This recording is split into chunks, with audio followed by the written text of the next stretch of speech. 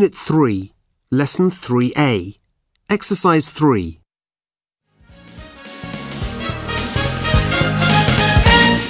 We'll be back after this short commercial break. 1.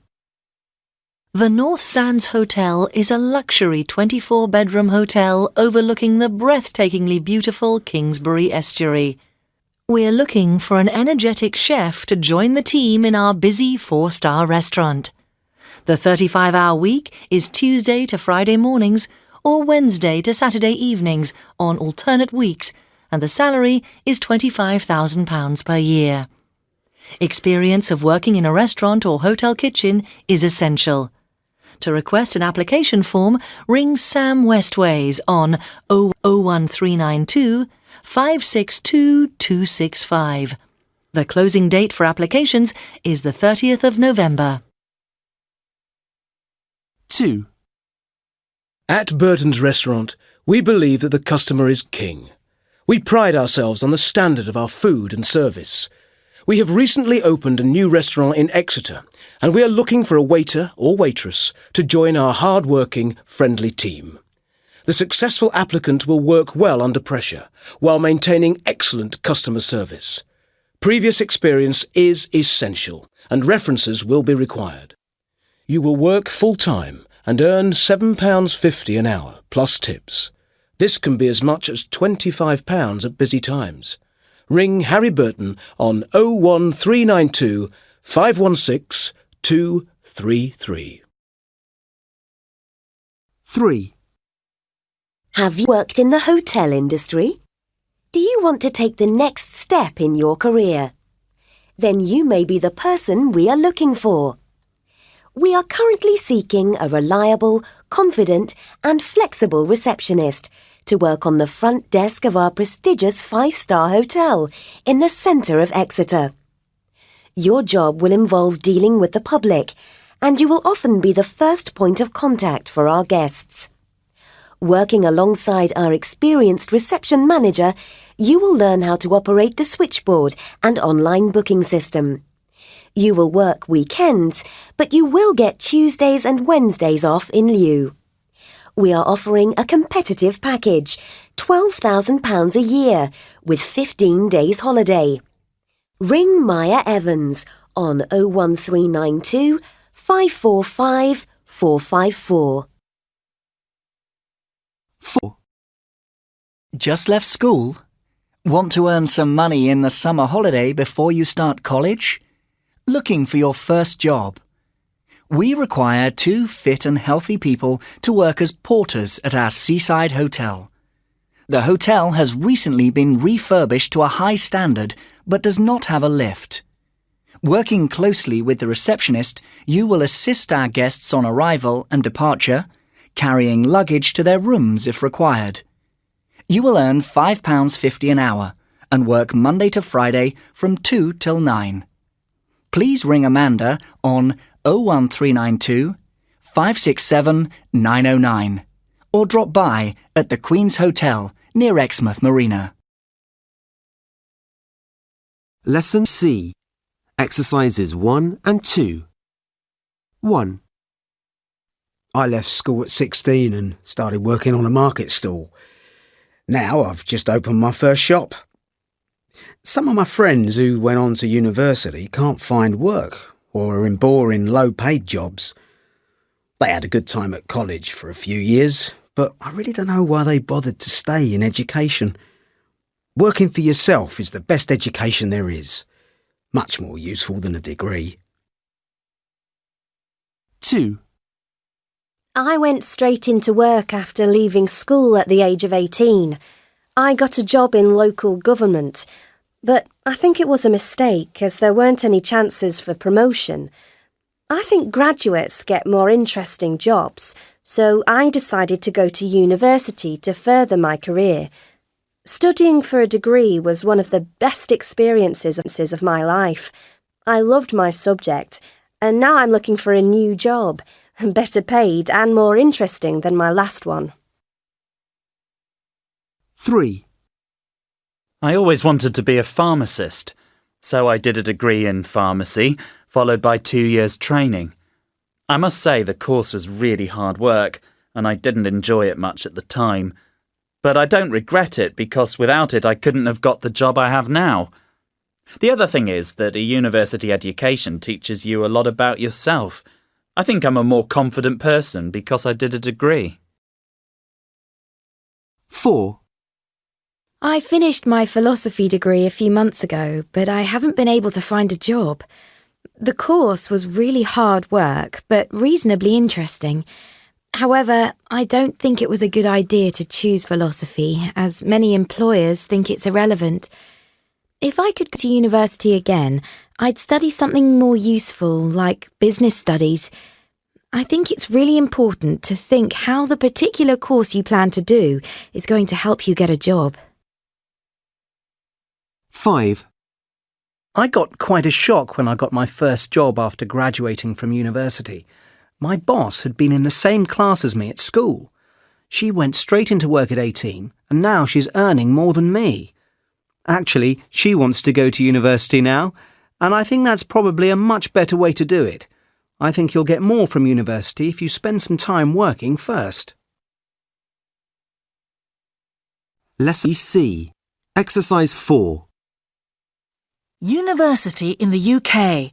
Fact file. In the UK, approximately 40% of school leavers go on to study at university, compared with 8% in the early 1980s.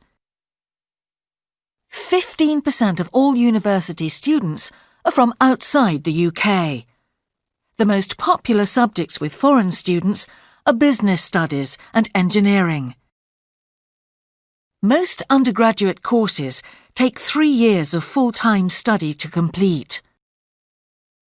University education is subsidised by the government. British and EU students pay towards their tuition fees and have to pay their own living expenses. They can usually take out a government loan for this, which they pay back when they reach a certain level of income. Vocational courses are becoming more popular. 90% of people who take degrees in the UK go on to get a job or do further study. People with degrees are likely to earn, on average, £100,000 more during their working lives than non-graduates. Lesson E. Exercise 3. Woman's work.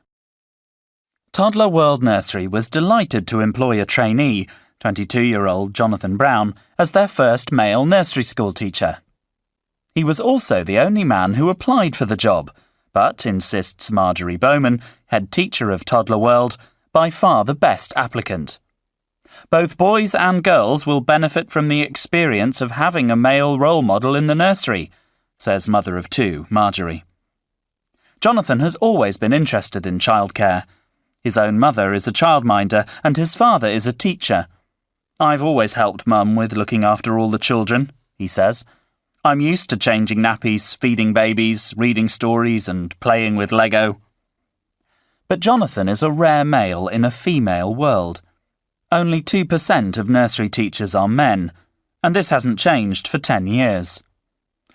Roger Olsen of the National Nursery Trust said, "Men are often viewed with anxiety and suspicion in a children's environment, or they are expected to do things the way women would do them. But men bring different things into childcare and this has to be recognised." Jonathan agrees. He is a qualified under-7s football coach and plans to introduce football lessons to the nursery for boys and girls. What do Jonathan's friends think of his choice of career? Actually, most of them are pretty cool about it now, he says, though they do make jokes about nappies, and I've found that girls are actually quite impressed, so that's good. A man's world? 10 years ago, there were very few female air traffic controllers. It was seen as a man's world. But now, 25% of air traffic controllers in the UK are women, and the number is increasing. Caroline Beck is one of them. She says, "I've always been interested in planes because of my dad. He knew a lot about them. For a while, we lived near Heathrow Airport, and we used to watch all the planes taking off and landing." She was determined to be an air traffic controller. The 12 months of training, the exams and the air crash simulation exercises were tough, says Caroline, but I was well prepared for my career. What I wasn't prepared for was the reaction of some of the men, especially the older ones. The new women controllers were viewed with suspicion, and they had to work twice as hard to be accepted by their male colleagues. Nowadays, things are better, but women are still in a minority. I'm the only woman in my team, but I get on well with my colleagues. There are still plenty of jokes about women. The men say that we can't read maps, which isn't true, but I generally don't mind. My job is highly responsible and stressful, but I know I'm good at it. Lesson F. Exercise 1. How did you find out about the job? I saw it advertised on a recruitment agency website. You've worked in catering before, haven't you? Yes, I have. I used to help out at my uncle's restaurant. What did you do there? First of all, just washing up in the kitchen, but then I took orders and served food and drinks. Occasionally I answered the phone and took reservations. Did you enjoy the work? Yes, I did, though it was very tiring on busy nights. And you worked there for about a year, didn't you? Yes, about a year. Part-time. I see. And why do you think you're the right person for this job? Because I'm hard-working and reliable, and I enjoy dealing with the public. I'm also good at working in a team. Well, thanks for coming in, Emily. We'll be in touch before the end of the week. Grammar 3. Part 3. Exercise 1. 1. You're hard-working and enthusiastic, aren't you? 2.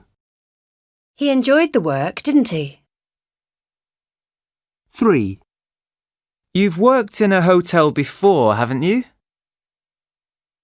4. The job involves dealing with customers, doesn't it? 5. You wouldn't be able to start until May, would you? 6. Bar staff must do shift work, mustn't they? 7. You won't tell anyone, will you? 8. You can drive, can't you? Lesson F. Exercises 5 and 6. Gary Smith? That's right. Good morning. My name's Julia Rayworth. Good morning. Pleased to meet you. And you? Come in. Take a seat. Thank you. Thanks for coming in. You're welcome. You live locally, don't you? Yes, I do. I live in the village near the farm. Right. That's great. Why do you want this job? Well, I need work during the summer to pay for my university fees. I see. Have you got any experience of this type of work? Well, not exactly, but I'm used to working outdoors. I used to help a neighbour with her garden. She was too old to look after it. That's interesting. What kinds of things did you do? I cut the grass. I looked after the trees. Everything, really. I see. The work is physically quite demanding and the hours are quite long. You're in good physical health, aren't you? Yes, I am. I go swimming every morning, so I'm quite fit. That's good.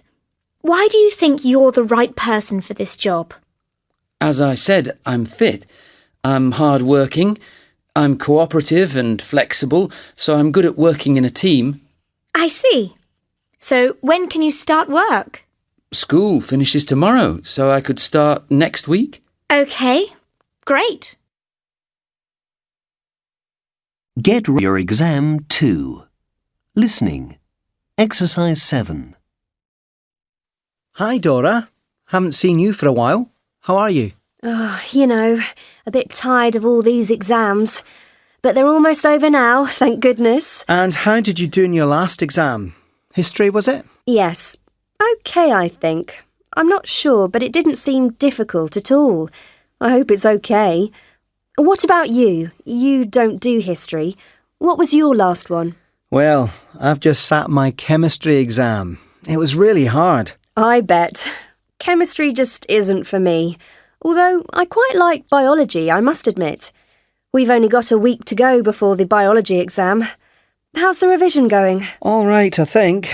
I think the exam might be quite hard, though. My brother did it last year, and I remember him saying that it was tougher than he expected. Oh dear. I hope it's not the same this year. I need to get good marks so my dad will let me go travelling. I really want to travel this summer. Me too. I'm off to America. Where are you planning to go? Around Europe mainly, although I have cousins in the States that I'd like to visit too. Great. And after that, do you know which university you're going to? I'm going to Bristol to do English and drama. Really? I didn't know that. When did you hear from them? On Friday. Unless I really mess up my exams, of course.